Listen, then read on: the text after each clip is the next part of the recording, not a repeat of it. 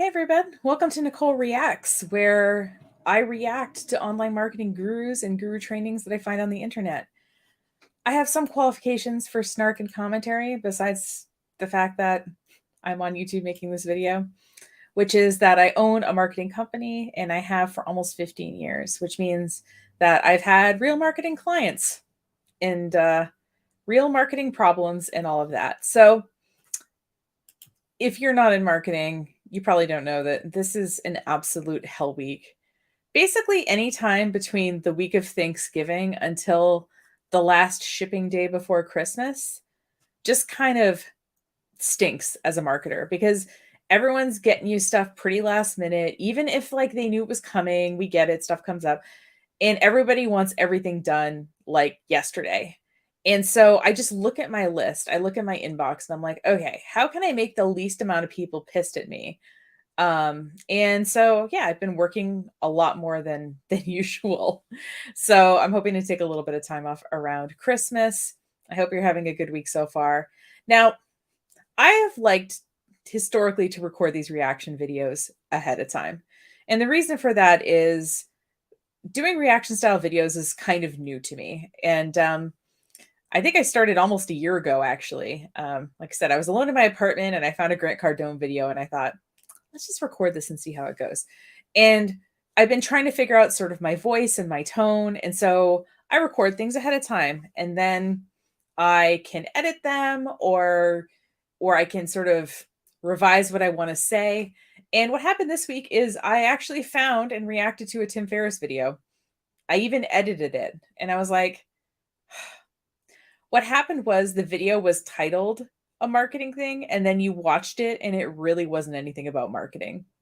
I also have a lot of background about Tim Ferriss, and looking through the videos online where he talks about marketing, there are all these little short clips. So I thought, let's try a live video. Let's see how it goes. So I normally go live at noon on Fridays on YouTube. So, I'm a little bit late because I had a meeting, but anyway, so we'll try this. If you like the live version of me, that's great. As I said, I've had a long week. So while I did my makeup, I am wearing my Golden Girls sweatshirt because we're keeping it casual here. So, like I said, so today we're gonna talk a little bit about Tim Ferriss. We're gonna look maybe at some marketing clips versus like a full-length marketing video that would be half an hour to an hour. And we'll go from there. And if you like this format, we'll do it a little bit more often. But yeah, this week, like I said, after I recorded that and I didn't like it, I was like, ugh. The other reason I typically record videos is that I have a very barky dog. So, and some kind of demanding cats. So we'll see how that goes. So expect animal noises at some point during this broadcast. So if you haven't heard of Tim Ferriss, he is, I don't know, what do we call him? A life hacker dude. That's the technical term. But basically, kind of how he came to fame was he wrote this book called The 4-Hour Work Week, like back in, I don't know, 2007. Yes, I looked it up before the previous broadcast. So he wrote the Tim Ferriss book in 2007. And he started his Tim Ferriss podcast, which I think is one of the top performing podcasts out there, in 2014.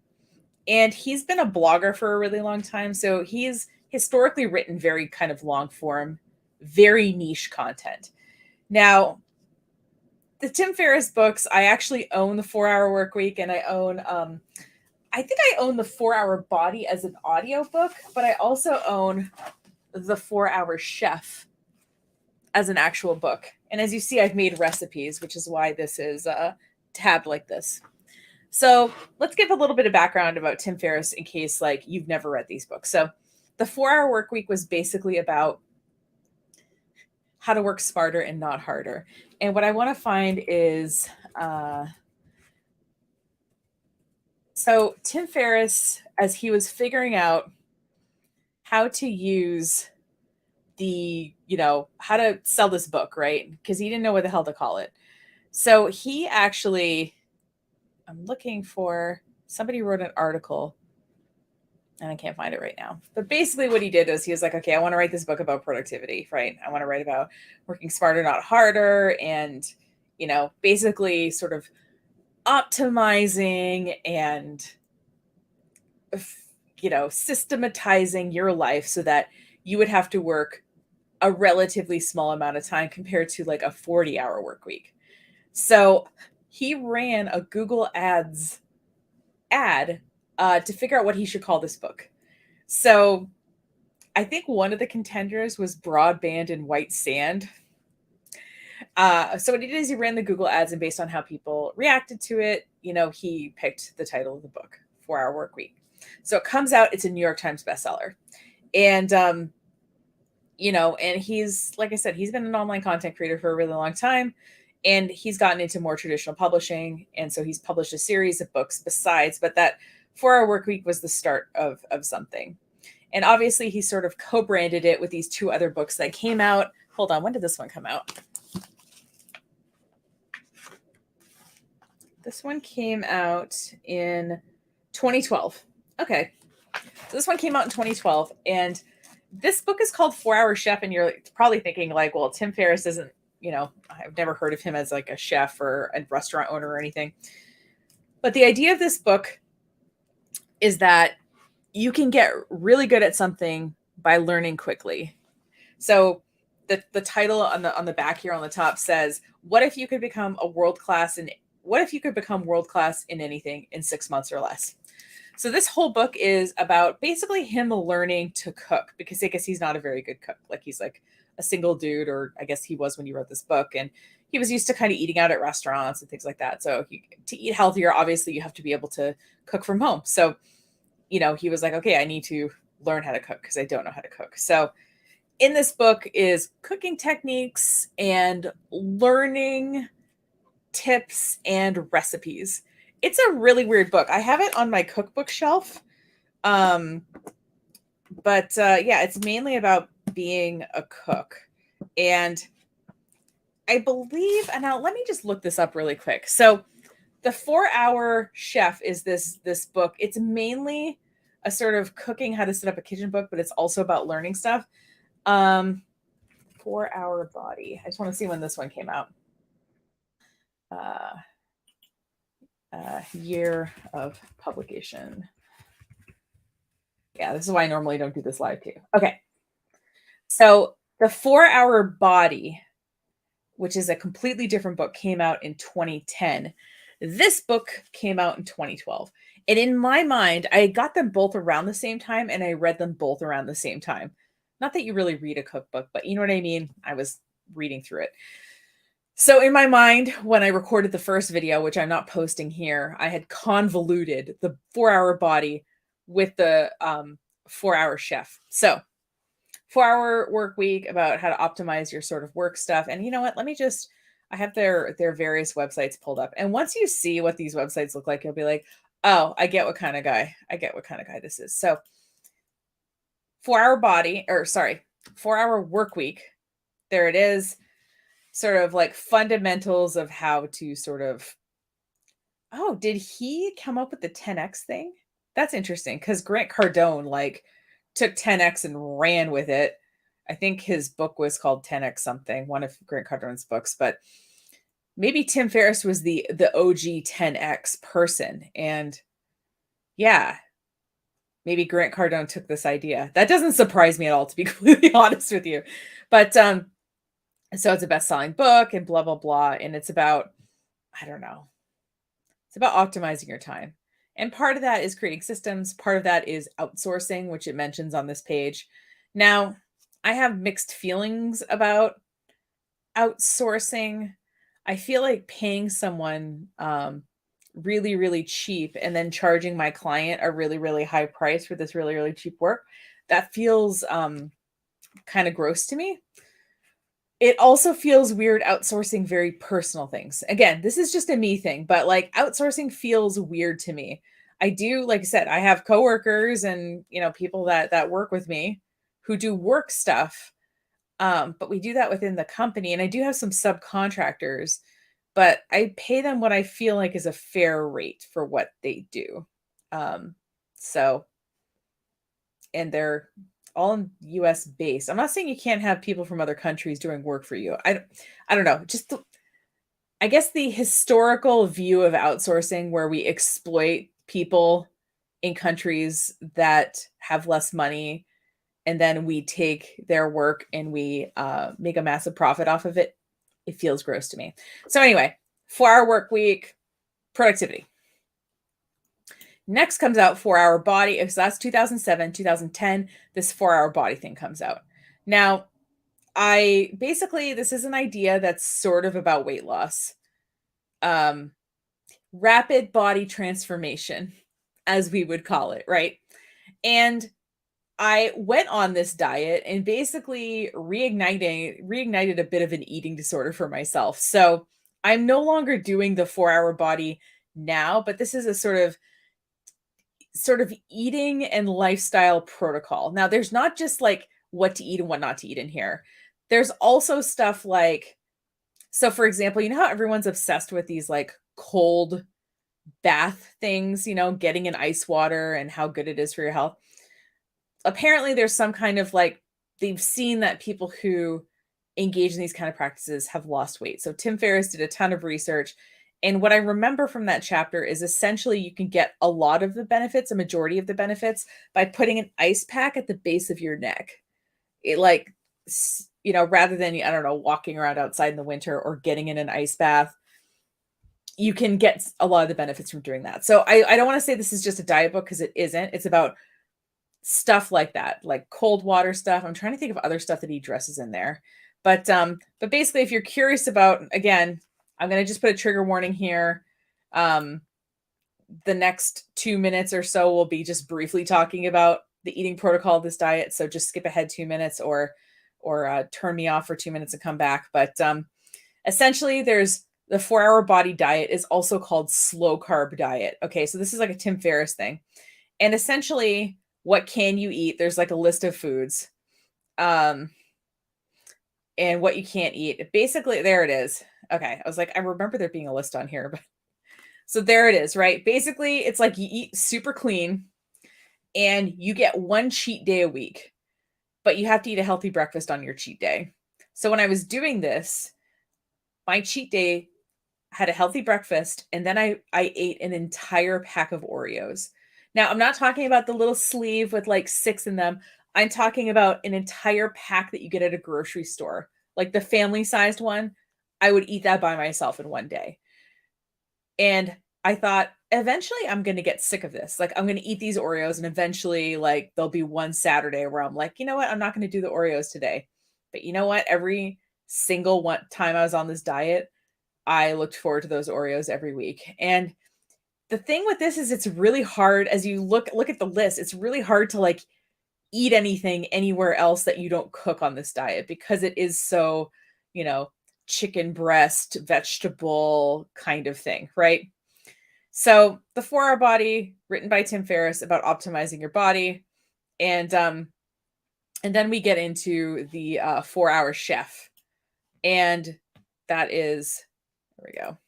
So as you see, all his websites look really similar. Like, so if you ended up on one and then ended up on the other, it has like this sort of like black with the sort of outlines of the people, outlines of the people, similar font, right?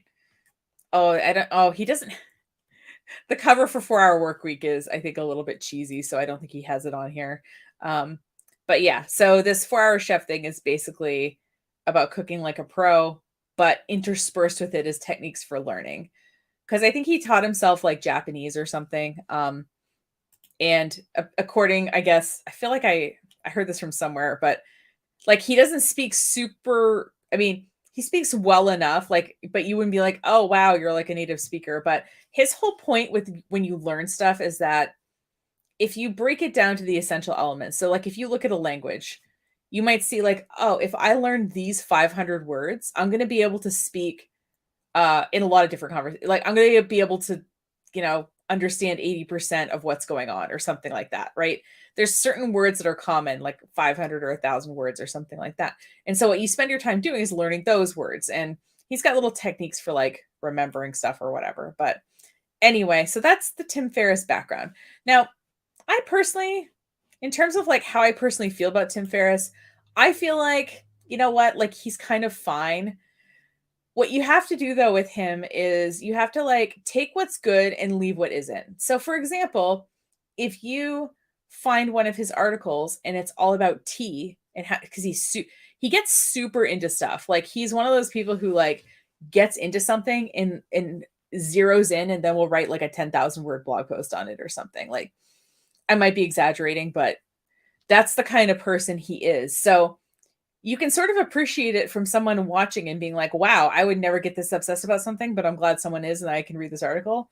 And then on the other side, you're like, well, I wouldn't like to necessarily, I don't know, live with this person because he's probably not going to want to go out for tacos, right before Taco Bell closes. You know what I mean? So we take the good, that works for us and we leave, giving ourselves an eating disorder, for example, because yeah, there's like one blog post or one part of the book, I think it was the 4 Hour Body, where he's weighing his poop. Yeah. So just wanted to sort of give you a little bit of background of this guy. And, he's very smart. And like I said, he gets super into stuff. And he is a very sort of clear writer, I find. He uses good analogies. So for example, in the 4 Hour Work Week, like the thing I really got out of it, well, I got a couple of things out of it. I mean, it's written in 2007. Some of this stuff is kind of outdated, but when he had a call center, this was an example from the book for his supplement company, because he had a supplement company for a while. He noticed that when customer service representatives would get calls and like it, wasn't going well, he would sort of get forwarded. And so he would kind of get stuck doing this customer service stuff and not doing the other stuff he was supposed to be doing during the day. So he said, okay, customer service people, if you can solve the problem for $100 or less, I give you blanket permission to do that. And so what that did was that empowered his customer service people. And then suddenly, he eventually, upped this to, I don't know, $500, I think, but he started with 100. He said, if you can solve it for 100, great. He started getting a lot less calls and emails, a lot less issues he had to deal with. And he realized that in giving people the tools to solve the problem, that they could solve the problem themselves and that he didn't have to be a bottleneck. So sometimes when I'm in my business and sometimes I am the bottleneck and I need to just understand when that's happening. And if there's something I can do about it, whether it's pass it on to someone else or come up with a system or empower someone to just deal with it, that's what I should be doing. So it's a good thing to keep in mind. So what we're going to do today, I thought, is I just looked up Tim Ferriss marketing. By the way, there's 2 S's in Ferriss. I always have to check it. Let me actually reshare because I have to share the sound. I tried doing this in YouTube and like the stream just wouldn't start. So 1 second. So what we're going to do is, like I said, I'm going to just look through some marketing videos. We're not going to watch the stupid one that I watched. I watched this one, as you see. Look at the little red progression bar. So I was like, oh, evergreen marketing principles. That sounds useful. Evergreen marketing, by the way, is marketing that works kind of, it's not specific to a time of year or to a promotion. And we use it in our business a lot because, it's not like I have constantly changing offerings. There's some messages that I just want to get out there on a consistent basis. So I thought, okay, great. And he's talking to this guy whose name is Chris Hutchins. And I thought, oh, by the way, the guy talking so Tim Ferriss is the bald guy in the thumbnail below. The guy above him is Chris Hutchins, who is the guest on the episode. And I thought, oh, okay, Chris Hutchins, maybe he's some marketing guy I haven't heard of. He's a growth hacker kind of guy too. He's kind of in the Tim Ferriss type space. And this was a clip from a podcast, which I said, I mean, I figured it was a clip from something because it looks like they're recording. But Tim Ferriss also, if he writes really long blog posts, he does longer format podcasts as well. So I knew that this was lifted from an episode, but I thought there'd be a lot more context than there was. So we're not going to watch that one. And like I said, I'll so it's either like a 2-hour video Q&A, and I'm like, okay, it looks a little meandery. Or it's looking at these kind of shorter clips. So this one is 18 minutes. This one's 7 minutes. do you need social media for your business? This one is 4 minutes. So there's a lot of like these shorter clips, and I thought we could just look at a couple of those and sort of see how that goes. Um, so this is from 4 years ago, though. Hold on. I think I want to filter this for stuff this year. Okay. So, because, if we're watching like an episode from 4 years ago about social media, like I probably said different stuff about social media 4 years ago. I was like, "Oh yeah, you can post 3 times a week. That's great." I'm sure I said something like that, and now it would seem outdated to see something like that. You'd be like, "Well, I think you probably should post more often." It's like, "Yeah, that was recorded 4 years ago." So, I think what we're going to do is watch how to build a luxury brand, because that sounds interesting. Um I'm not sure if Tim Ferriss to me communicates luxury brand in that episode that I showed you that I watched. Um, the guy, Chris Hutchins is like, "Well, what if you do a podcast episode and do you care? Or if nobody watches it, do you care?" And before you even answer, I was like, Tim Ferriss gives 0 fucks. Okay, like he has his money. He can do what he wants. He's choosing to do this because he's interested in learning. Like, I get that vibe from him. But I don't know if I would say he has a luxury brand. I would say, like I said, he has money. He doesn't flash it around. He's not like posting videos like Ty Lopez is in his Lambo or anything.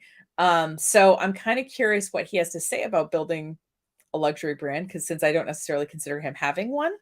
Yeah, I guess let's take a look at that. So I'm gonna make him big. There we go. This is his little trailer he uses. He used in the other episode that I watched. So it's not really a guru trailer, which I appreciate, because he could make one. Ahoy, Tim. This is going to be a little long, but I'm going to read it anyway. I love your Q&As. I really appreciate the opportunity to hear curious questions from the gigantic diversity of people you've helped, so thank you for this. My question relates to The 22 Immutable Laws of Marketing by Al Ries and Jack Trout. Also, thank you for introducing me to this book in 2016. It has since helped me build a business with 1.8 million lifetime sales from making porcelain coffee mugs. Okay? So this stuff works, guys. It does work, and I can't take credit because I learned from the book.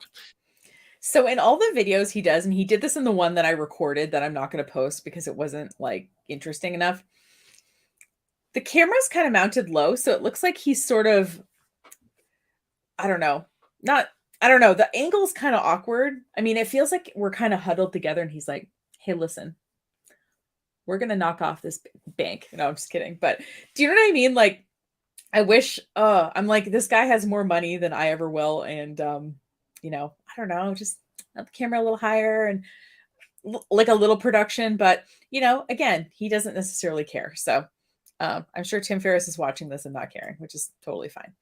As well, and have applied it. So I am simply passing along something that no doubt was introduced to me by any number of people. All right, back to the description and the question.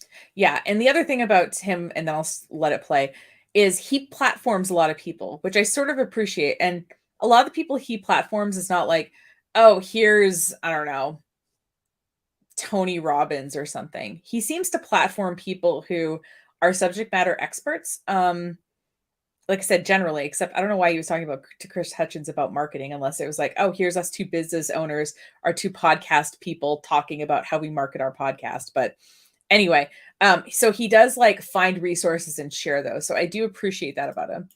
The problem is that I handcraft each mug with my bare hands using porcelain clay and a pottery wheel. I'm living the dream, making a living as an artist, and I'm obsessed with the art of the pottery mug, but it's pretty damn hard, and I'm still working on long-term sustainable profits. I've thought about outsourcing to China, the porcelain capital of the world, but that's fraught with problems. So instead of trying to grow by selling millions of cheap mugs, I've decided to grow my business by handcrafting mugs worthy of a higher price. I agree with this approach. I think you do not want to be engaged in a race to the bottom. However, back to the text, that means creating a sort of luxury brand. Since this doesn't exist today, we're focusing on law number 1, the law of leadership, that says it's better to be first than it is to be better. These mugs are art, but they're not better than the world's best sculptures and paintings, which often sell for millions of dollars each, or fancy ass diamond encrusted purses that sell for tens of thousands of dollars each. But I believe it could be the first mug to inspire people globally as a piece of art that you can enjoy your morning coffee from every day. Law number 4, the law of perception, has been one factor that helped me sell mugs for $500 to $1,000 per mug. Nicely done. but the vast majority of customers want a cheaper mug. How would you evaluate whether or not a luxury mug business is worth pursuing? And if you determined it was worth pursuing, what would you do to grow? Picture a $500 to $1,000 coffee mug. I'm trying to picture that, but all right. Let's hop into this. So there are a few books I would recommend checking out, Joel. At least he reads books and he gets his information from other people.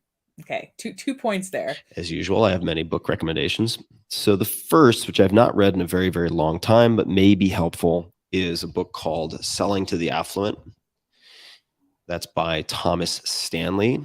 And you may be able to find a summary and to determine if it is in any way relevant to you. One way that I assess books oftentimes is trying to find a Wikipedia page for the book, which will give you a synopsis of some type. So Selling to the Affluent by Thomas J. Stanley, I found certainly helpful at one point when I was considering many of the same questions for different businesses. The other book may sound a little funny at first because it would seem to be anti-advice, but it is called Deluxe. Subtitle, How Luxury Lost Its Luster. There's a lot of alliteration here. It's hard for my tongue to get out right now. But this book is by Dana Thomas. I hope I'm getting the pronunciation right. Deluxe is the name of the book. How Luxury Lost Its Luster. And it talks about different high-end luxury brands and how some of them have compromised themselves by outsourcing supply chains and making other poor strategic decisions. But embedded through the whole story and the various case studies is the cocktail of ingredients that have made some of the most durable luxury brands the world has ever seen, at least in the last several centuries. So I really greatly enjoyed this book. It's got... I love that Tim Ferriss, he's like, well, it's about businesses just in the last few centuries. He's probably been like, oh, I wonder what businesses, during the Ming Dynasty, I wonder how those were structured and whatever. I'm sure he's read books about it. I just like how he specified the century thing. 3.9 out of 5 on Goodreads. For your particular case, it's about 400 pages long. I think that is worth reading for a whole host of reasons. And then what I would say is, to your last two questions, how would you evaluate whether or not a luxury mug business is worth pursuing? So I think that, and I have this predisposition too, it's very tempting to try. Okay, let me predict what he's going to say. Because he tested his book title, I think he spent like $300 on Google Ads to test the what he thought would be the best book title for what ended up being the 4-Hour Work Week. I bet that he's going to say to test the market with maybe some ads. That's what I think he might say. Try to figure it out, right? To sit down with pen and paper, look at a few databases and decide, is this worth doing? Is it not worth doing? That can be very time consuming. It can also be misleading. Maybe you have, or actually certainly you'll have partial information. The question I would reflect back to you is, how could you test in the real world whether or not this is worth pursuing? Right. So one way to test things is to have like a focus group, right? I don't really know how to run those. I know that big companies have them. And I think the reason they have them is that you can have like a sort of discussion, right? So someone can taste test something and they can say, oh, I like this or I didn't. And you can say like, oh, like, did you, let's rate the texture on a scale of 1 to 10. Let's rate the smell on a scale of 1 to 10 or whatever. And they can kind of get at why they liked or didn't like it.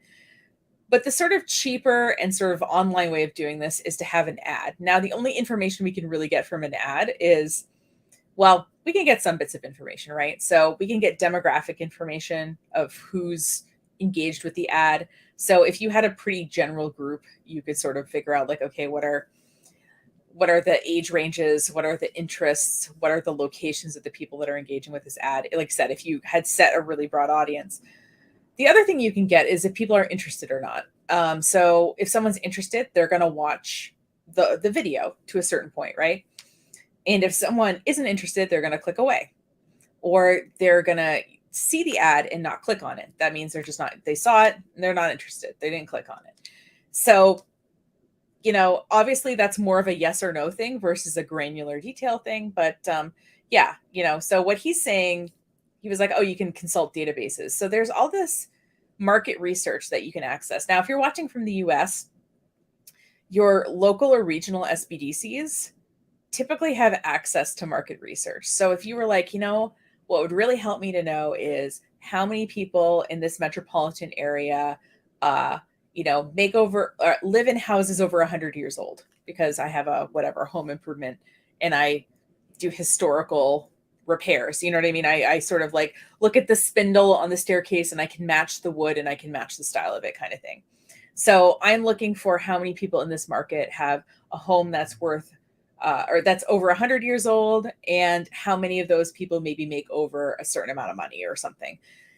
Typically, SBDCs do have access to this kind of market research that they can pull for you. And, I know this from working with a couple of SBDCs, one in Maine and one in New York State. So it's worth asking. Also, your local library might have access to some databases. So when he was talking about like, oh, well, after, you can look through some databases, I think what he meant was like, okay, maybe you want to see like, okay, how many people, are above a certain income. I don't know how to use it with the coffee example. I can't really think of how to do that right now, but I think that's what he means by looking through databases earlier. But he says, okay, well, how can you test it? I say he's going to go for ads here. So if you had pick a budget that you're willing to lose, $5,000, $10,000, how could you use that to determine, to test the waters to see if people are willing to buy whatever you have to sell? So you can set up like a landing page or something that has a luxury mug on it, an ad sending people to it. How many people saw the ad? How many people clicked on the ad? How many people bought the mug? That would be one way to do it. And so what does that mean, luxury mug business, right? If you're selling mugs for 500 to 1,000 per mug, I don't know what changes in order to make it a luxury mug business. Does that mean $5,000 per mug? Okay, fine. 10,000, whatever the number is. I don't know. $500 sounds like a luxury mug to me, especially if it's made of porcelain. Like, man, like Cat just like knocks it over. And there are people out there who will buy such mugs. Another question I would just add to this is, what story do these luxury mug buyers get to tell their friends? If you look at the contemporary art world, you will see, I'm not saying this is the same, but I think there are overlaps. The story fucking matters a lot, right? Mm-hmm. You can't just tape a banana to a wall at Art Basel with duct tape and have no story. There needs to be a story. And there are many documentaries that you could consider watching. The Price of Everything is a documentary about contemporary art, and I found it very, very engaging, and there are many contrasting styles in here. So check it out. Here's the description. With unprecedented access to pivotal artists and the white-hot market surrounding them, The Price of Everything dives deep into the labyrinth of the contemporary art world. It examines the role of art and artistic passion in today's money-driven, consumer-based society where everything can be bought and sold.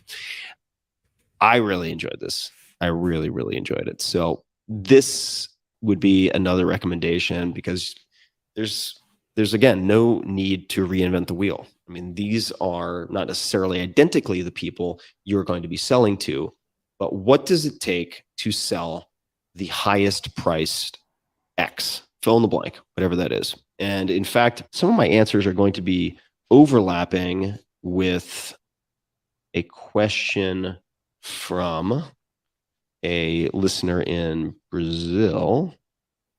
Carlos, I'd like to know your thoughts about how to market a product designed to high-profile people, consultancy for professional soccer players. Which channel would you recommend? Are there some case studies to which you'd refer? Thank you for everything. Big fan from Brazil. Okay. So all of the books, Carlos, this will apply to you too. All of the books and the documentaries I recommended would apply. All right. So I got my first live comment. Thank you, Not a Gazebo. A luxury mug. Apparently it is made from porcelain, which again, owning two cats who like to knock things off of high places, I can't picture owning. And he's selling these mugs currently. Well, the the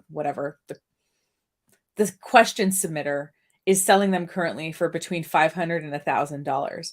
And he's trying to decide, is there a market for a $5,000 mug? So let that sit in your brain for a second. But, I appreciate that he's like pulling together resources, and he clearly like enjoys consuming content and learning.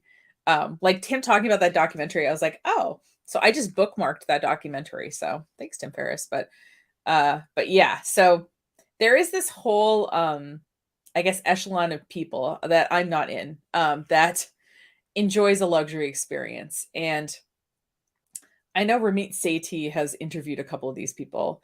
And one of them was a guy who, I can't remember his name, but his company was called like Museum Hacks. And what he would do is he would approach a museum after hours and say like, hey, we want to use your museum for like an event. And so he would do these very kind of exclusive museum tours at a high price, like as a luxury sort of experience, like an experience that normal people can't have, or like that you need special access to gain, right? So I think that this luxury market is this other kind of part of the economy that I provide services to local businesses mainly. You know what I mean? Like I'm not privy to this market necessarily. I find it interesting. And I'm not sure how much energy I want to spend going after it, but I think it is an interesting question. Another thing that you can do is study the luxury brands, figure out who their PR firms are, go to the PR firm websites and look at their campaign case studies, see what they do, right? And you can learn a lot by doing this. And you can create, in the old days, what was called a swipe file, where you find for many years, whenever an ad convinced me to spend money I shouldn't spend. So let's just say, back when I was making like, 35, 40 grand a year, if an ad came across that convinced me to buy something that was $500, that was a lot of money to me. And if it actually convinced me to even pick up the phone or get online to buy it, whether or not I completed the purchase, I would keep that. I would tear it out of the magazine, or I would take a photograph of it, or I would otherwise try to record it in some fashion. Let's say it was a radio advertisement. I try to remember the text and I would type it out. And I would create a 3-ring binder of all the things that almost or did convince me to spend in an inordinate, let's just call it unreasonable percentage of my after tax. I think most people, though, are not going to really think to do that, right? And I feel like times I've been convinced to buy something, it's mostly from hearing it from another person. So like this one woman online, talking about, I'm trying to think of what it was. Hold on. I'm trying to think of the most recent thing I bought and why it convinced me to buy it. I can't think of it now. It left my brain, but yeah, I don't think most people are as aware of what advertising affects them as he seems to be, or have a system to track it. So I would say, as like a normal person watching this, if you're like, oh, I've been thinking a lot about this company, I know at the very least Facebook ads library. So if you go to open up, just, I don't know what the URL is, but if you look at Facebook ads library, you can type in the name of a company and you can see all of the ads that they're running at any given time, even if like they're not targeting you. So if there's a company that you're like, oh, I've been thinking about this company lately, you could just look at, the Facebook ads library and see what kind of messaging they're running. And, obviously be like, oh, okay, I can see how that would work. Or, oh yeah, that's the ad I saw, from this list of ads that they're running. Like, oh yeah, I recognize this ad because I've seen it before. So just wanted to give you another tool besides you having to pay attention to every ad you see, which sounds kind of exhausting, honestly. Income. And that is another thing that you can start to do now. You do not need to be a professional market analyst to do this. You just need to be aware of your own behavior and what drives you to purchase decisions or near purchase decisions. So just to reiterate something I just said, brands you admire that do a good job, campaigns that are doing a good job, or individuals who are doing a good job with selling into luxury markets. Study what they do, figure out who their publicists are, figure out who their PR firms are, and then study those publicists and PR firms. Most of the time, Both of those categories are going to be providing campaign examples and so on. The other thing you can do is you can just look at how the company is telling their story. So if you go to their about page, or if you just like, subscribe to their email list and sort of watch their social posts, and you're going to see, okay, how do they talk about themselves? How do they position their story? How is their product different from other products, right? So you can also just like see what's being produced by these companies that you admire, and probably get some knowledge there too. And you may even be able to get on the phone to have an exploratory conversation with these people. All right. So those are a number of examples. Okay. Yeah, that's what happens is I think he like kind of cuts up the podcast into these like shorter format videos, because probably most people are like me and are like, oh, I could watch this over 2-hour video. Okay, so get some good book and a movie recommendation. Oh, there's me live. No views. I think I tried to go live in YouTube. Oh, there I am now. Okay. A clearance. Let's see here. 7 hacks for marketing that can change your business. Hold on. 8 minutes and 51 seconds. Should we go for it? Let's go for it, huh? I don't know who this guy is. Welcome. My name is Michael Bond, and I'm here to talk about the 22 immutable laws of marketing. And I'm going to just give you 7. This will be part 1. If you want part 2, like and subscribe. Oh, this isn't Tim Ferriss. Hold on. Oh, okay. This is some person maybe talking about.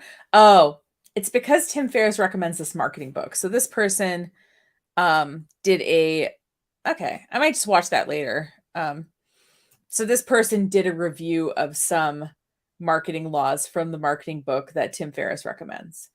How to start a business. Do we want to watch how to start a business? In my opinion, and this is similar to Seth in the sense that the direction is slightly different, but I think it's very important to choose your market before you choose your product, because.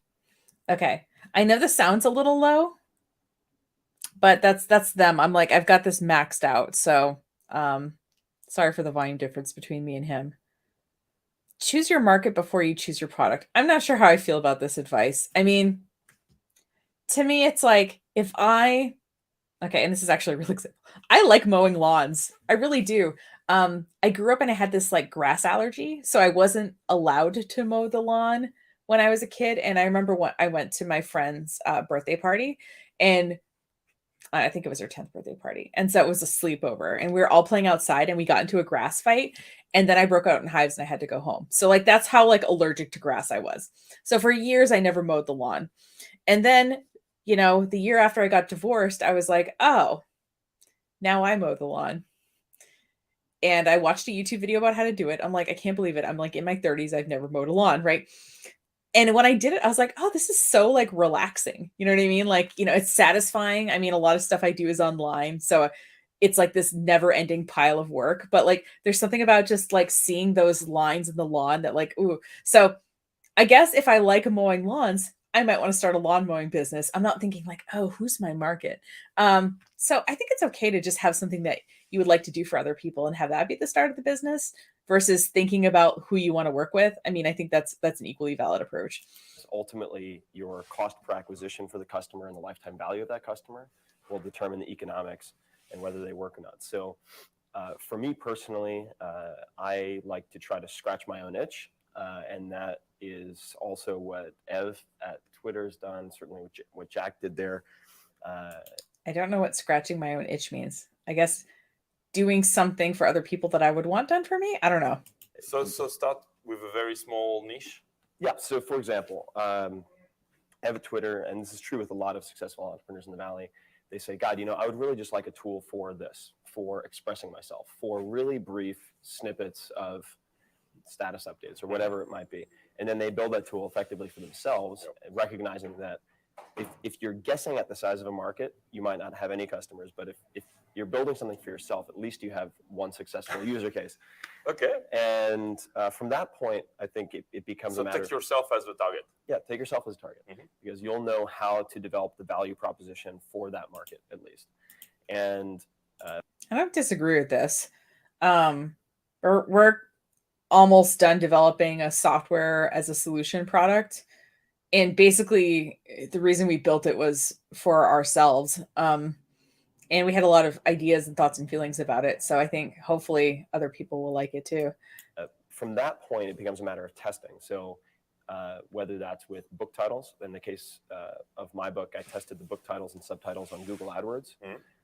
So had a multivariate test running for 1 week for about $150. But that would also entail looking at different types of price points and so forth. And you don't need to actually be manufacturing product or selling a service in order to do that testing.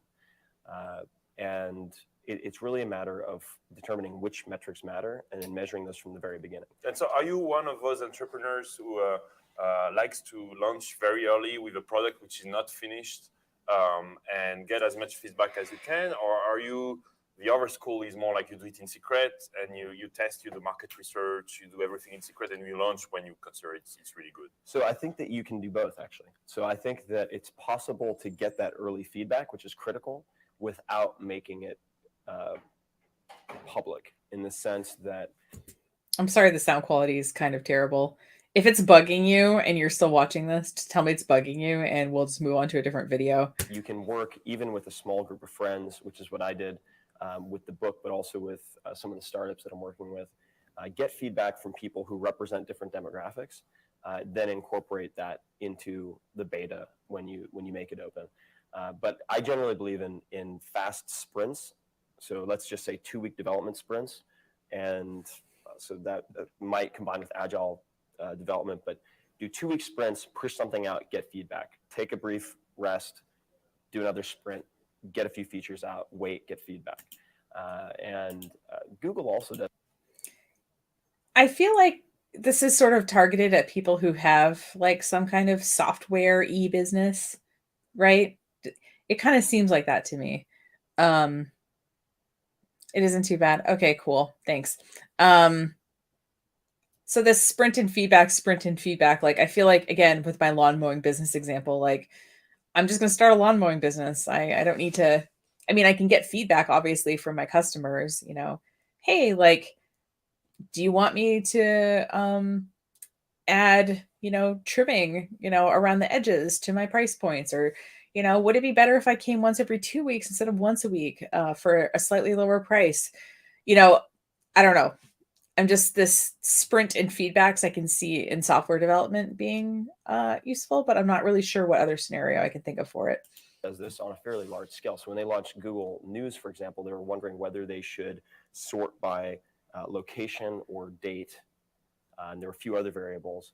And they decided that they would push it out and simply see how many requests and complaints they got related to each of those features. And almost no one asked for location.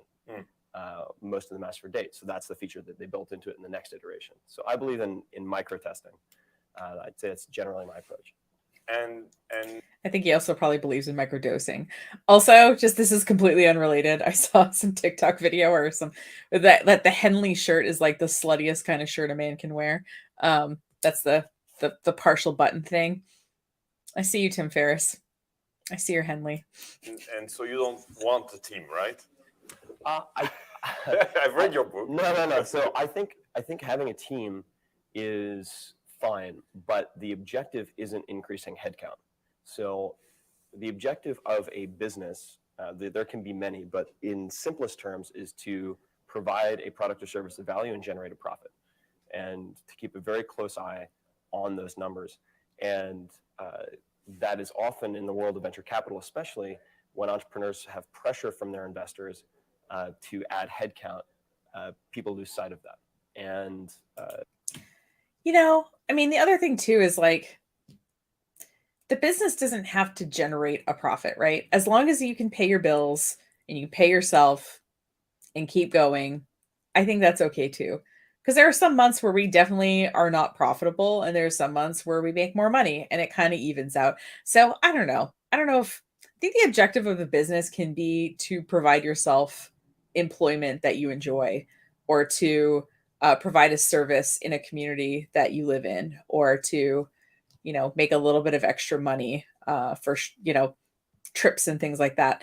I don't think it has to generate a profit. It does have to generate money though, which is what the little thing on the screen says. But he said profit, so I just wanted to make that distinction.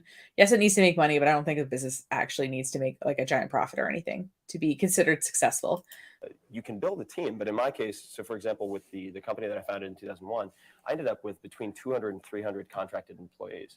So is that a team? It's 300 contracted employees. Yeah. So it's How do you manage that? So the secret is and all around the world, I is guess, I don't. Yeah, all over the world. So the products were distributed in about 15 countries, and I had 5 or 6 managers who were responsible for different areas. So let's say customer service, fulfillment, quality assurance, product sourcing, and this is the vitamin company. I think that's what he's talking about here, because the company he had in 2001 would be a company he had before he wrote the 4-Hour Work Week.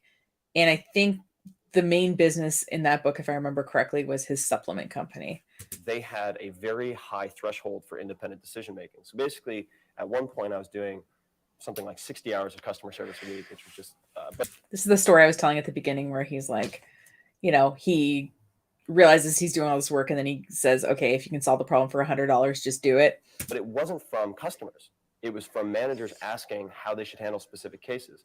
So I just said, look, for anything that costs less than $100, you make the decisions. I don't want to hear about it. The customer's your customer, not me. And immediately raised that bar. I was looking at the financials. First, they would log their decisions and then send me an Excel spreadsheet, first on a weekly basis, then on a monthly basis. And I was able to cut down to less than 2 hours a week, because now they had the freedom to make decisions on their own, rather than me building a manual that could never cover all of the use cases. It's very counterintuitive, and I had suffered with the consequences of adopting the customer's always right belief for a very long time. And the fact of the matter is that a very important part of your business is selecting who your ideal customer is. And that ideal customer in most cases is someone who is extremely high profit and very low maintenance. And I get where he's going, but when you first start a business, you sort of, I don't know, this was my case anyway. And maybe I don't mean to sound like a guru and just pretend that my use case of one is everyone's experience, but the first, 4 years, it was like I took what I could get, honestly, in terms of a client, as long as they weren't like screaming at me, although that hasn't happened in a while. So as you get more, I guess, into your business, you get signals kind of early on, either in the beginning, we're talking about working together stages, or right at the beginning of working together, where you're like, oh, I can't work with this person. And you learn to walk away from that money. But at first, you kind of take who you can get, and you're going to eventually get toward your ideal customer. But you might just at first, you just might need to make $500 and you might need to take that client. And it'll teach you something, even if it's not the ideal client for you. But all right, and that's one of the benefits to having a premium priced product, right? Is that self-select. But if you, yeah, I will say, although not always, but the client right now who pays me the most money is relatively low maintenance, and some of the people who I have been my cheapest clients, or in terms of like, they're not paying me as much, can be the most demanding. I will say that does seem to be kind of true in my experience. In my case, I had there were about 120 wholesale customers or distributors, and when I did an 80-20 analysis of the income being generated by those customers, about 8 of them were generating more than 90% of the profit. And then of those 8, there were 2 who were effectively professional ball breakers. I mean, they were just very difficult. Can you define a professional ball breaker? Ball breaker is a scientific term. Definition: right. Professional ball breaker by Tim Ferriss. Right. People who are extremely abusive and just have problems in their own lives that they like to. Yeah, I've been screamed at exactly twice, and we ended the relationship. But I haven't been screamed at in like 10 years. So, yeah, there's no reason to take abuse ever. turn into abusive conversations and relationships.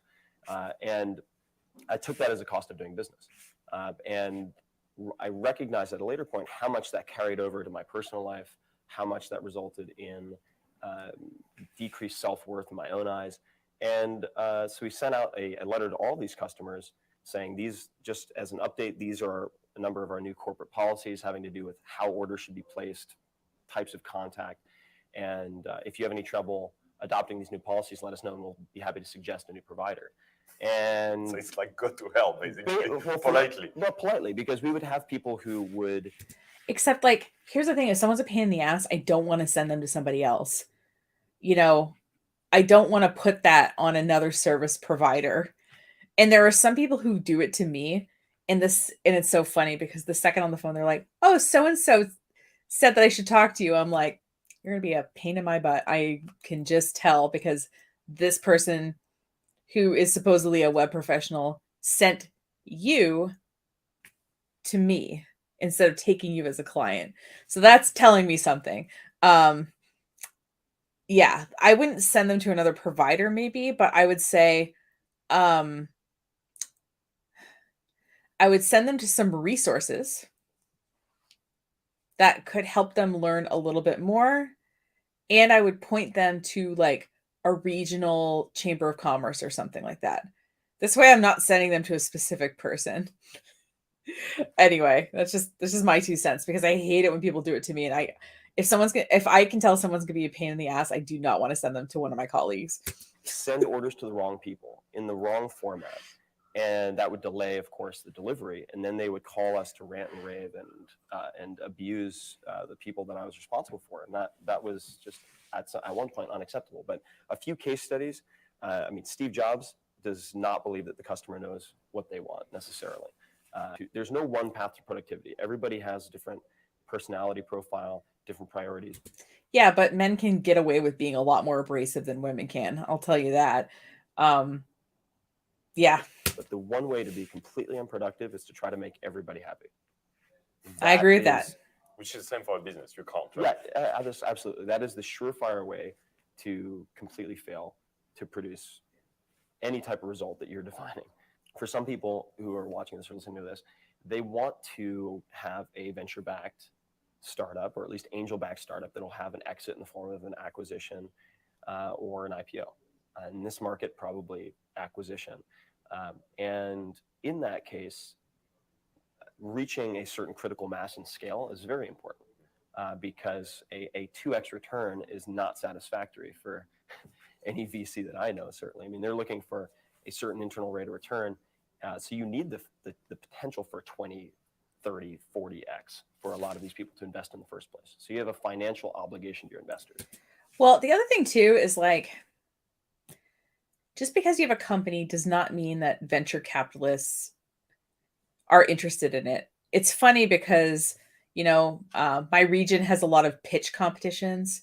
Maybe yours does too, but I just noticed there's all these like pitch competitions. And I just really like public speaking and I like talking about business. So I always want to be in the pitch competition, but like I'm not the kind of business that a venture capitalist would invest in. We're not going to have 10x or 20x growth.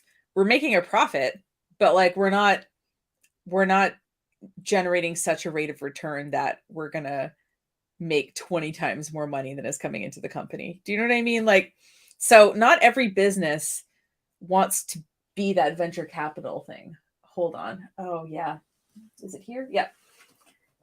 And not that I want to Tim Ferriss this, but if you want a book recommendation, this book, Company of One, is all about running a very small business and how like to run a business that isn't optimized for investors and stuff like that. So I'm more of that approach than this venture capital approach.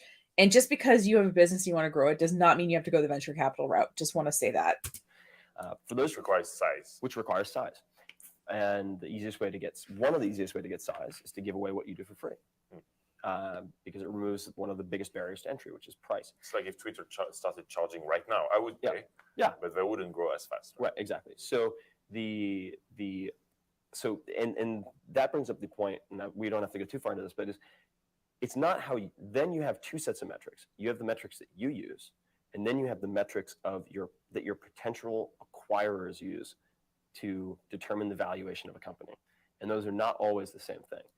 So that turns into a much bigger conversation. But like if it's a private equity firm, that's different from a strategic purchaser, and it gets very interesting. For a lot of people listening, they might just say, you know what, I don't need to have an IPO or a venture-backed company. All I want is to make what I'm making now, but have control of my time. In that case, I think it's extremely important, certainly if you're not depending on someone else's bankroll, to test paid product from the very outset, and to live and die by positive or negative cash flow. So from the very develop a paid product. I mean, don't most of us have products and services to sell when we start a business? I don't. Maybe he'll clarify. Very outside. I've never taken outside funding for my own companies. So You have never. So I think that. Okay, you've never taken outside funding, but where did the money come from? Did mom and dad give you the money? Did friends or family members invest in it? Did you have some kind of windfall from like a lottery or something like that? Like I hear these people say like things like, oh, I never borrowed. And you know what? Like I never borrowed money, but you know what? Like I had money to start off with. I had $20,000 from dead relatives in the bank. Do you know what I mean? Like, so I could be like, oh, I never borrowed money, but you know what? If I didn't have that 20 grand, I would have needed to borrow money. So yeah. Why not? Because I felt confident that I could do the micro testing early on so that I could generate revenue from day one. You don't want to bother with partners and shareholders? Not I know it's hard. Like I get not wanting to have like a business partner or shareholders because then you're sort of beholden to other people and you have to make decisions together, which can be kind of stressful. I understand that, but at this point, I mean, I think that there's a certain sex appeal to having a real company and having a capitalization table and having investors and this and that. Like, I'm not going to lie. I mean, even there is some attraction to that, even for me, like to have some really kick-ass investors and, not to say that I could do this, but I mean, if you can slap the name Kleiner Perkins or Coastal Ventures on your website, yeah, that's cool. It's really cool. But there are a lot of responsibilities that come with that. And for most people, if they're looking at not building an enterprise, not building a mass scale business, then you're looking at effectively a lifestyle business or a lifestyle design, in which case that's right, guys. This business is a lifestyle. really need to understand cash flow and whether you reinvest capital or deploy it elsewhere. There's an excellent book on reading financial statements. Actually, I think Warren Buffett wrote the introduction, which I would recommend all entrepreneurs read. Learn to read financial statements. Extremely important. I don't know if you said the name of the book, but this book was recommended by a colleague of mine, and it's quite good. And basically, part of it is that you take a certain percentage of your money. So, like, let's say $100,000 comes into your business. Let's just use round numbers. That you take 1 to 2% of that money and you invest it, kind of thing. So that this way your money is like making money. So this idea that you use the money coming into your business as a bit of a tool. There's other things in here too, but I would say this is a pretty good book. It's a little dry, so good bathroom reading or something when you're stuck somewhere and it's the only thing you can read.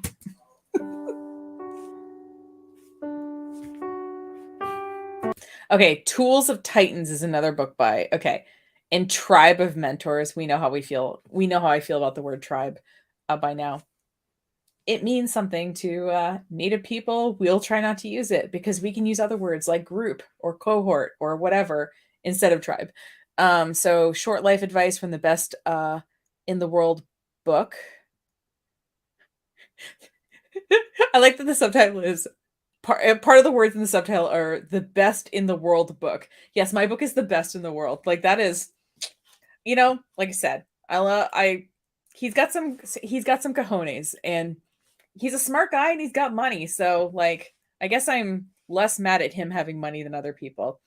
Okay. So I would theoretically have time for one more video before I have to go here and do some work because holy crap, being a marketer this time of year sucks. Okay, are you gonna not tell me how long this video is? Okay, 9 minutes and okay. Let's do a little audience poll. This is the most people that have ever watched a live video of mine. So thank you. Thank you, 5 people who are watching this right now. So we have options. Ready? Either negotiate like a pro. And then I'm guessing that this is a segment of this long one.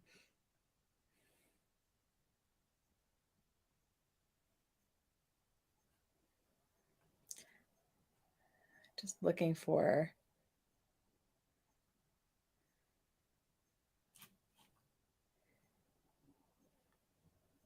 I'm just looking for other marketing things with Tim Ferriss in it.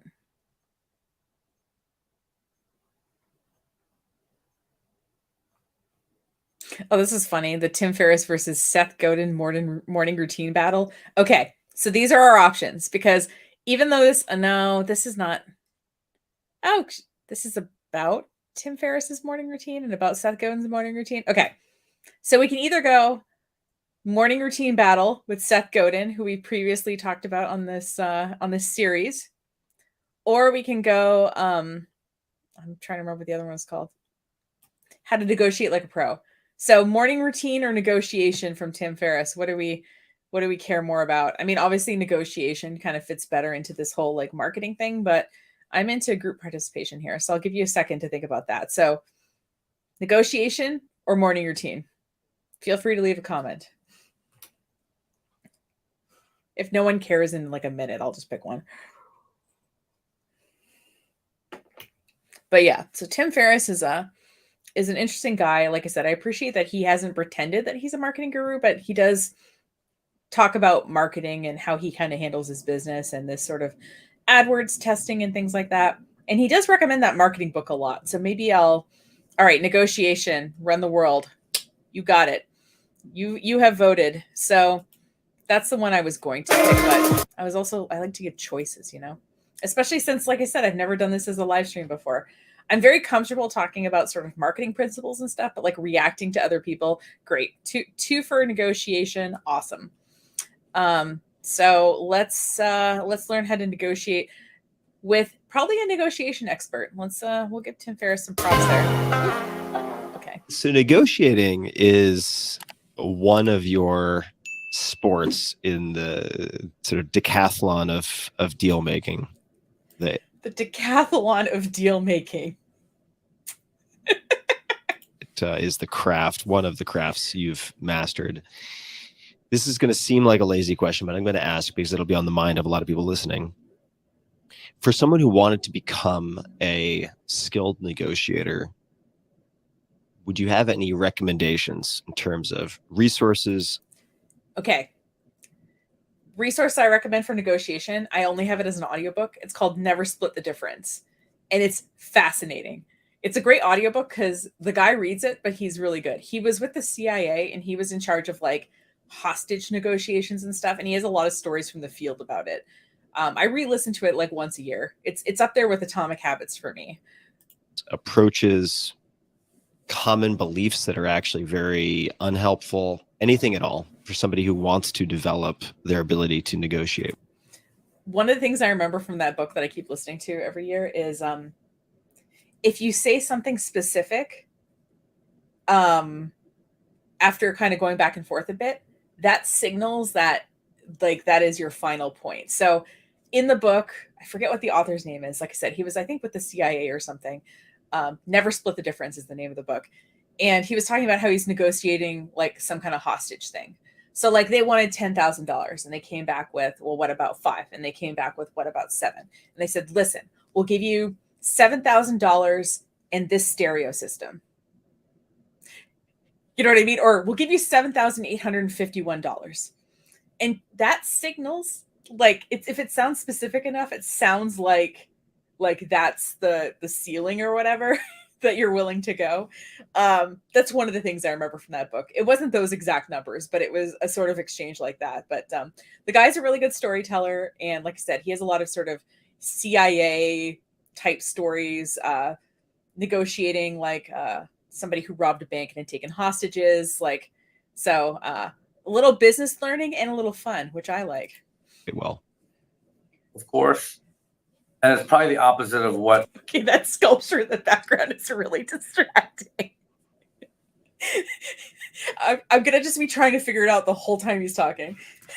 People believe or instinctively would do, which is usually the answer, by the way.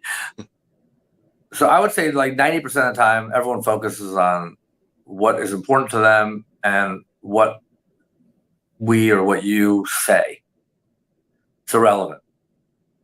All that matters is how it lands to the other person. It's in life. In order to understand how something will land to the other person, you have to meet them where they are. You have to put yourself in their shoes. Okay, guys, when you talk to someone, you got to put yourself in their shoes. But the sculpture in the background is missing some shoes. Once you put yourself in someone else's shoes, then you don't have to do what they say in a negotiation, but you have to at least start with that understanding. And then go. Do you think it's a mirror? Like, how is it like attached? Do you think it's like a part that we're not seeing because of the angle? Or do you think there's like some kind of mirrored thing that's letting the light come through or something? Okay, I'm going to stop obsessing about the sculpture and we're going to listen. But this guy also, money can't buy production. Just camera focus. Now, the reason obviously for the tight focus on me is I'm in like my wall is right there. Like the room is tiny. So I have to kind of be focused on me. But I just want these people to like, I don't know. Go back to what's most important to you from there. And then you have a fair understanding of what that negotiation is going to look like. But if you just start like throwing your words against the wall, it's never going to end well. And you're going to be very frustrated and there'll be temper tantrums and so on. I kind of make it, the best analogy I can think of is when you're in a huddle about to throw a pass in a football game and you have figured out you're going to throw a post pattern in the huddle and you've thought about it in that huddle. If you say how play goes and you throw the post pattern play, but you haven't looked at actually what happened in the field and the receiver had to go in a different direction. You need to meet that receiver where they are. Your post pattern play is irrelevant. It's only relevant to your formation at the beginning, but it's not relevant to actually where the ball is going to go in the end. Because what happened on the field is much more important. So like, okay. I feel like he's explaining this in a confusing way. What I think is going on is like part of negotiation is you have to take in, you might go in with a plan, but you have to take in the information of what's around you and understand that the plan is going to change. So I have a client who, before they were a client of mine, they let their domain expire. Now, if for some reason this happens to you, you have a 30-day grace period to renew your domain. So if your domain name runs out, deal with it right away. Because after the 30 days, someone else can buy it. Now, if you're using GoDaddy, and this is one of the reasons I hate GoDaddy, they will charge an $80 reinstatement fee for that domain if you let it expire and then rebuy it. A lot of companies won't do that, but they definitely will. So you want it to not expire generally. Okay. But if it does happen to you, you have a grace period to do it. So anyway, this client had waited way more than 30 days. Someone else bought it, a domain broker. And so I said, listen, I'm happy to deal with this for you, but I need to know what is the amount of money you will pay for this domain? Like what is your ceiling? So that when I go into this, I can negotiate this for you. And she said like $10,000 or something. And I was like, okay, all right. She's like, my sign has it. I have marketing materials that printed on it. Like, I got to get it back. I would probably pay more than that, but like, that's the amount I'm comfortable with. And I'm like, okay. So I think we got it back for $1,200, but me knowing I could go back and forth with this person and sort of like judge the situation and get to that point was helpful. Because if I would have said like, okay, we're going to get it for $5,000 or whatever, do you know what I mean? It wouldn't have given me the flexibility to negotiate if I would have needed to. So I think I get what he's saying, which is that you can go in with a plan, but you have to take in information from like the context of what's going on around you. So the plan might change. You have to do the preparation work and have to have a sense of what you think is proper and right from your perspective, but you also have to understand what will be the scenarios that will be important to them. And then the middle ground approach is too often used. It's not that. It's just starting from understanding both vantage points. It's the same kind of skill set as saying, before I put a buy on something, I have to also reject the sell. You have to be comfortable in an unknown position before you can adequately argue for what's important to you. And then in a trusted relationship, which is the only way to negotiate, with a trusted relationship, you're going to get down to things that are really important and things that are not really that important.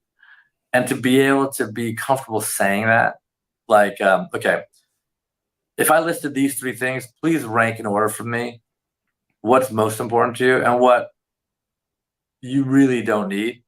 That would give me a little bit more room to come back to you with something that I think we could work with. Yeah, like, so I went in with a ceiling amount for that client on the domain, and if she would have said, well, I'm willing to throw this in, or I'm willing to give up this other thing I have if that makes the deal more agreeable to the person, yeah, that makes sense. Just go in knowing all the information that you've got to work with. I think, yeah, makes sense. Because that shows that you'll be willing to give up something to get something, which is obviously hallmark in any transaction. Now, that's a good negotiation. There are tactics above that. So sometimes in order to get to somewhere that you need, you may ask for things that you don't really want just to settle back in to something that is a discount to that. Mm-hmm. That you only would do that if you feel like the other person is doing the same thing. So I feel like sometimes when we talk so generally about stuff, it's like hard to sort of follow. So he's saying, like, if you sort of communicate that you're willing to lose something, it's sort of like, and the other person feels like they're willing to lose something too, like it feels even. I think that's so. Like, if my client was saying, like, okay, like, I'm willing to give you this other domain I have in exchange for this one back that you can resell, in addition to paying like a higher price than I would pay just renewing it. And that other person was like, well, I wanted $10,000, but I'm willing to settle for this lower amount of money. So like they both feel like they've given up something. Maybe that's what he's implying. All goes back to trust. And that trust is not about one person trusting another. It's at different phases of the negotiation that trust picks up. So at the beginning of a negotiation, it may be less trustworthy than at the end when things are really coming to the finish line, when you can see the light of day, that things start to pick up towards the trust. So you have to see kind of when you can play those different tactics. But at the end of the day, it's kind of seeing people where they are. Yeah, I mean, I don't know. Read never split the difference. It's good. I think it's really, really important without giving up what you really need. Let's explore that a bit. So seeing people where they are. Tim Ferriss is like, let's get an example out of you because you've been kind of vague. Also, I love that the statue is creeping up people. You gave the football metaphor. Could you describe? Okay, but now I'm looking in the background. Is that a bagel behind Tim Ferriss? Is that like our artistic rendering of like a bagel? Is it a clock? What is it? Describe an actual deal situation. Tim Ferriss, like, that was some really vague shit. Can you give us an example? Or process. It could be real, could be anonymized, it could be hypothetical, but just to walk us through a concrete case study of what that looks like, knowing the other side. Since you led with that in your answer, could you perhaps just walk us through an example?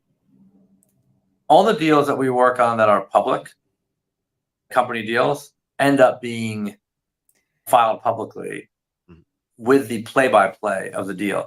No one likes to read legal documents, but he's asking for a story. He's not saying like go blow by blow. He just wants like, yeah, we just want an example. You don't have to be the fun part of the legal document is the play-by-play of the deal if people are interested in the step-by-step of how a deal works. Because while we're doing the deal, we're very aware of the... I was thinking my dog has been very quiet for this recording. It sounds like she thinks she hears something. Now, she's a hound dog, so she needs to tell me when she thinks she's heard something. So apologies for that. Fact that it will be filed publicly. So it's not like you're pulling fast ones because it's going to be disclosed how you're doing what you're doing. Yeah, we get that you have to say it in the legal. Can you just give us an example? So you have to be truthful. There's no concept of like lying in a deal because it will all be uncovered later if you. Okay, this is what we learned from this guy. Okay, ready? Don't lie. Go in with all the information possible and think about it from the other person's point of view. Want to be in the business the next. I'm a deal making expert, guys. Clearly. Day.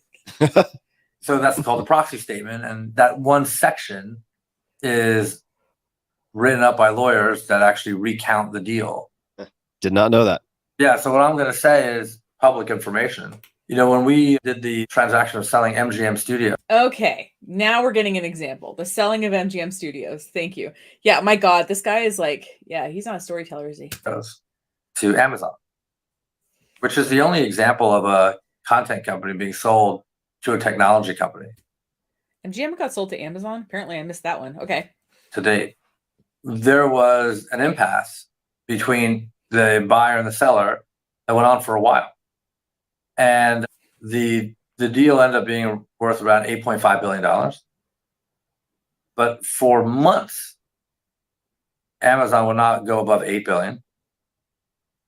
And MGM and the owners of MGM said we were not selling below $9 billion, hell or high water. Does anyone here have a severe lack of sympathy for the fact that this went on for a long time because a bunch of billionaires were arguing about plus or minus $1 billion, which would take us like 600 years or something to make at like a normal salary? God. And so we were at an $8 to $9 billion bid ask for months, to the point where the deal could have gone away. Like a bit, on one hand, you're close, on the other hand, nothing's happening. So finally, the chairman of MGM, who was a really dear friend, calls me and says, like, I'm ready to, like, what do you think? I'm ready to unlock this gap. Yeah, if nobody's moving, somebody's got to move. And I knew Amazon very well enough to know that they were thinking, because this gap was going on for so long, that the owner of MGM and the chairman, in their mind, they were thinking, didn't really want to sell. Either didn't want to sell or was negotiating with someone else. So they're thinking that $9 billion was just basically saying, I don't really want to sell, which I knew that was not to be the case. So the owner and the chairman of MGM said to me, I give you my proxy to go in there and break the logjam. And so I did. When I went to call the Amazon executives, I said, okay, we're ready to negotiate now. They said, well, there's nothing to negotiate. They're at $9 billion and we're at $8 billion and we're not moving. I said, okay. They said, well, and they're not even really selling the company. I said, well, what if I told you that they were selling the company? He said, well, how would I know? I said, well, I'll, in good faith, speak on behalf of the chairman and give you a new offer that will yield a bit. This guy gets paid more than probably everyone watching this thing will ever make in their lives, probably in like one day or something, to literally say, no, this billion-dollar company, this multi-billion-dollar company really does want to sell. God. Yeah, I know. Under the condition that you respond to me within 24 hours with a counteroffer, then we'll get the ball rolling. So I get also. So the person who actually, he just made the contact and the guy said, well, if you get back within 24 hours with a counteroffer, let's talk about it. Okay. And then, so he's gotten leverage from his client to negotiate. I know. I also, thank you for the comment. You know what? I can put comments on the screen. Sorry. I like freaking forgot I could do that. I typically never have anyone watching my live stream. So yeah, I also wish they'd use relatable stories, right? Yeah. He does the sculpture.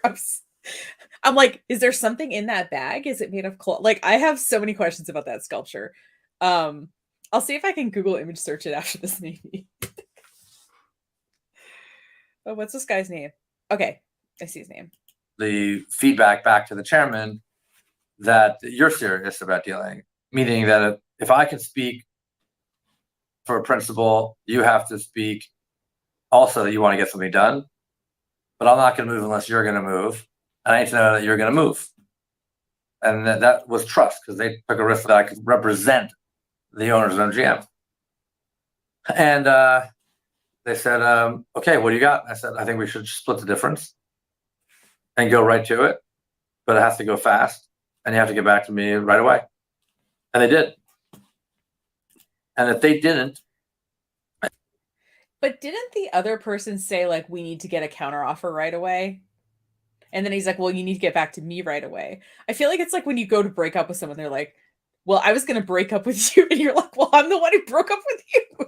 It's so funny. And in those 48 hours, there's a lot of emotion, but they did get back, and it moved very, very fast from there. Okay. That was like the worst story ever. Yeah, sorry, that was see, that's the other thing with live streams too, right? Sometimes you pick a bummer video to react to. I'm seeing if I could find out. I'm just pulling up more about this guy. He's an investment banker. Should I specialize or should I be a general? Okay. Okay, some more Tim Ferriss business advice that was pulling up. So he's an investment banker. Let me pull him on the screen. I was seeing if I could find out about that sculpture before we left. Sculpture.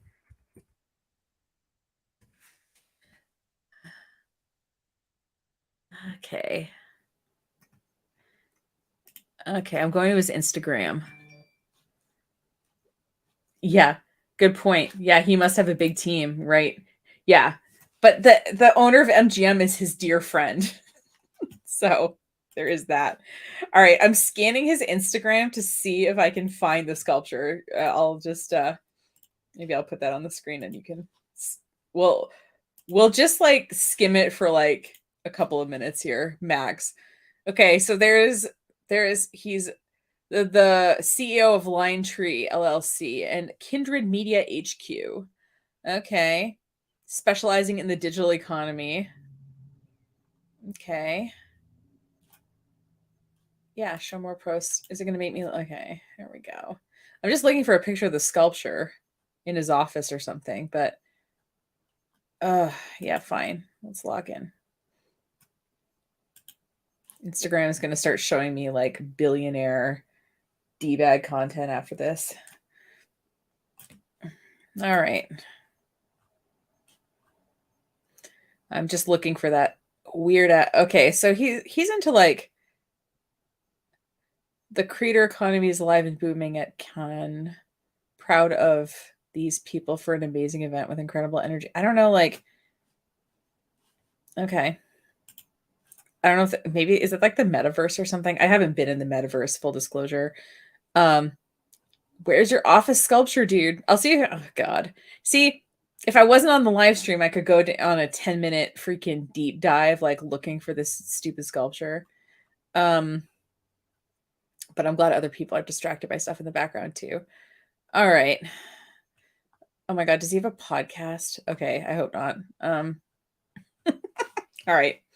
I'm not seeing it here, folks. I don't know. Maybe if we do a live stream again, I'll follow up with what I find about it. But I think he's clearly like an art enthusiast.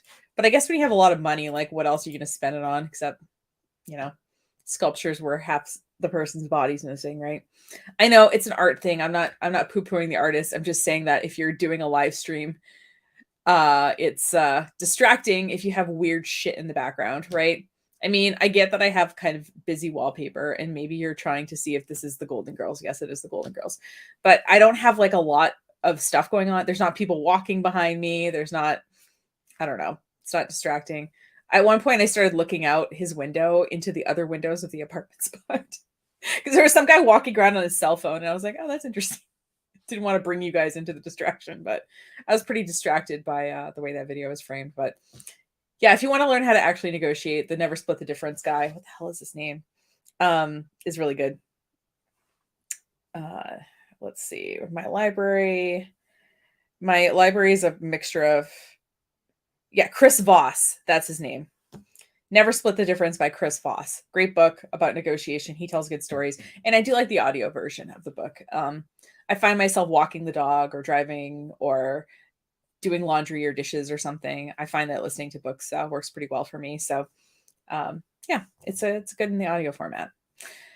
So at the end of these episodes, we typically talk about what we've learned, which is difficult to do in this, but from my original Tim Ferriss thing, I can just share the things I made of those, which is like, don't be afraid of long format content. So like Tim Ferriss makes this long format content, right? And if someone is into it, they will watch a video on it. You know, the stream isn't going for an hour and 30 minutes. 2 people have stuck in there. Thanks. That must mean you kind of like it, right? And in that video that I had watched previously, you know, if you're losing interest in the marketing you're doing or the business you're doing, adjust it. So he talked about that luxury brand person. He talked about doing like some market research. He talked about running some ads to test some things. So basically like not being afraid to sort of course correct and adjust. Even in that negotiation video, the idea was, okay, I'm going into this negotiation with this idea, but like I have the flexibility to adjust it if I want. So I've had clients who are like, oh, I want to, I just don't like Instagram anymore. Okay, not clients, me. I hate Instagram. I do it for my clients, but I personally do not like it. So what I do is I give myself some parameters for dealing with Instagram that keep my sanity. You know, I will use the scheduling software, so I don't have to look at the feed all the time. I will, go in once a day to look at stuff or whatever. Do you know what I mean? So if you're losing interest in something, take that as a sign that you should adjust what you're doing. Maybe doing it less, maybe putting some boundaries on it, whatever. And then, he really does it. He just talks about what he wants. And part of the luxury of not caring and just doing what you want is when you have a lot of money, you can do that.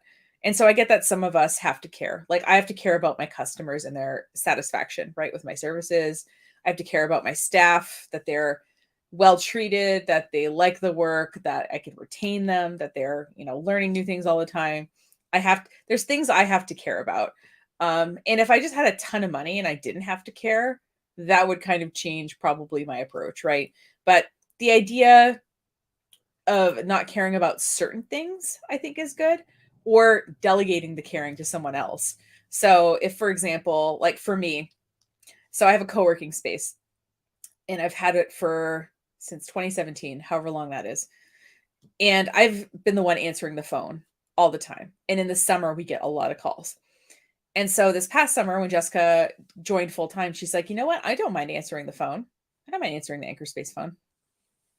So I just warned her that August was a particular month. We have a saying part of one of my businesses is in Bar Harbor, Maine, which is, where a lot of people go on vacation. And there's a whole crew that comes in August. The people they're kind of impatient. They're, I think in their mind, they think they're coming to this little coastal town that's like, but there's a million other people there. And the fact that the town only has less than 5,000 people in it during the rest of the year, it doesn't have the infrastructure of like a city. So like you can't get food delivered. There isn't a huge grocery store or any kind of chain, really. We do have a Subway. That's the one chain, I think. There's no Starbucks, there's no Dunkin's, there's no Costco, there's no, So they get to this place, they have limited resources. They're spending a lot of money to be there because Maine can be kind of expensive, especially in the summer. And so they're looking for a co-working space, right? So I know that those people are going to be a little bit abrupt and can border on rude sometimes. So I told Jessica, I was like, listen, August sucks when you answer the phone, just be prepared. And she said, oh, I'm so like August 4th, she was like, I'm so glad you warned me about August. But okay, the point of the story, besides the fact, like, don't be a jerk when you're visiting places on vacation, is to say that I hated answering the phone, but Jessica is okay with answering the phone. So it was okay it was okay for me to stop caring about the phone because she was caring about the phone, if that makes sense. So anyway, I have less of a problem with Tim Ferriss than I have with some of these other people, mainly because he doesn't pretend all the things he says are his own. He doesn't pretend that something that's true for him is true for everybody else. he talks about other people and what they know and brings in resources. So like he's not the only expert about something. And, I kind of respect that he does what he wants. Like I respect that he'll do, like he said in the video I watched that I didn't watch with you, he said, if I want to do a 2-hour long podcast with a violin appraiser and that's interesting to me, I'm going to just do it. And I sort of like respect that he's, creating content and continuing to learn, even though he probably has more money than we'll ever have.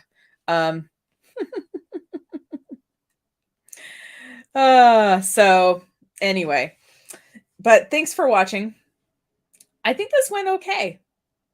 There was a little bit of dog barking and I stumbled slightly, but I might do this as a live stream more often. It was nice to have the the back and forth, because normally I'm recording this and I'm like cutting it up as best I can and putting it out there and hoping people like it.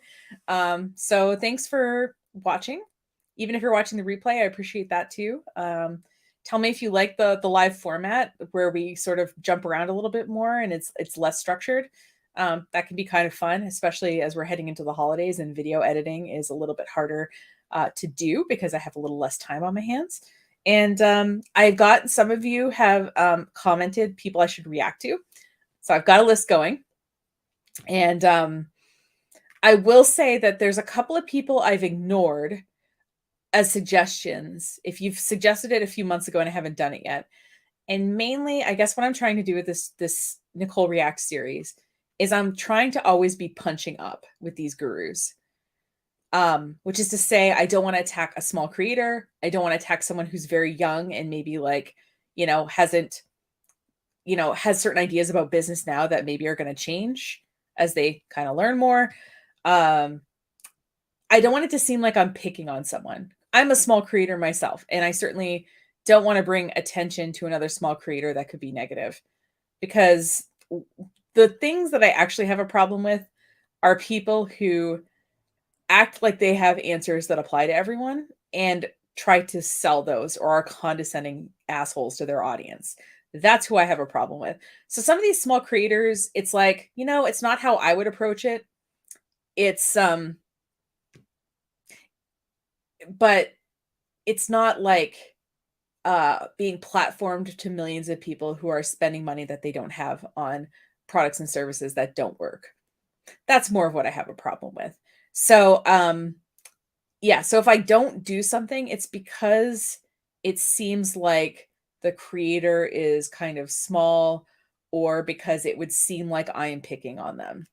And I don't want to do that. So we punch up here on this channel. And what I want to be able to do is stand by what I've said. And if I would watch this video 5 years from now, that everything I've said is still, like, maybe I would approach it differently and say, oh, now that I know this, I would say this slightly differently, but that I haven't said anything that I want to take back. That's the goal anyway. So thanks so much for watching. Like I said, if you have gurus or ideas, I'm totally open to that. You can leave them as a comment on this video here, or if you want to contact me privately, you can use the contact form on my website. That comes to me. And if you like this series, I hope you consider subscribing to the channel. I'm trying to monetize so that I can, I don't know, buy a big microphone like Tim Harris says. I just have this little microphone and some other things to make the channel even better. And, if you want to see past episodes, there's a whole Nicole Reacts playlist on the YouTube channel. And there's also on the blog, there's a Nicole Reacts section of the website. I try to put show notes in both places when there is show notes. So sometimes if you're looking at the YouTube video and you're like, where's the show notes? Sometimes I remember to put it on the website, but not on the YouTube channel. I'm trying to get my process down here, but yeah, I appreciate you watching. And and thanks to those people who've already subscribed for a while. I really appreciate it. And it was fun to do this live, and we'll do it again sometime. And to close out, remember, there's a lot of gurus, marketing and otherwise, out there, but don't worry, you've got a friend in the marketing industry. Take care, everyone, and have a great weekend.